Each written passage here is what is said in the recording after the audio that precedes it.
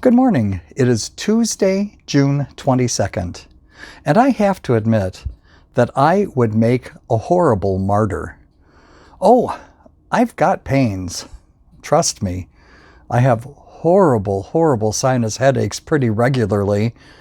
I have horrible osteoarthritis, got lots of joint pains, aches and pains, but nothing compared to the pain of others. Certainly not anything compared to those who have terminal illnesses and who are dying from different kinds of cancers, and certainly not like the deaths of some of the martyrs. They endured pain, and most of them endured it, if not patiently, one could almost say joyfully, and even with a sense of humor. Today's saint is one of those, the patron saint of our parish, St. Thomas More. Right before he was beheaded, as he was laying his head on the chopping block, he moved his beard, made a joke about the beard, and moved it out of the way of the executioner's axe, and said, "This at least has not offended the king." And as he was prepared to die, his executioner was distressed that he was going to have to kill Thomas More, and he asked for his mercy. Thomas More got up, embraced his executioner, and said he forgave him, and then put his head on the chopping block and was killed. Thomas More was the chancellor in England during the reign of Henry VIII.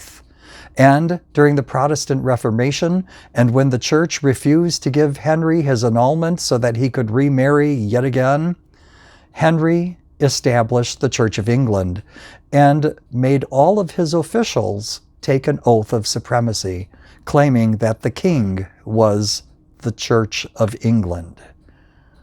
Thomas More refused to do that, and even though he was the king's friend, he would not submit himself to something that was so sacrilegious.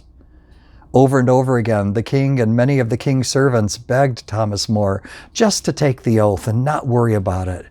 But Thomas More knew that his example would be what people followed. He refused, and he was put to death. Before he died, he said, "I die the faithful servant of the king, but of God first." We all have choices to make in our lives. Sometimes they pull us in different directions. Let's make sure that ultimately we're the faithful servant of God first. God bless you this day and every day of your lives.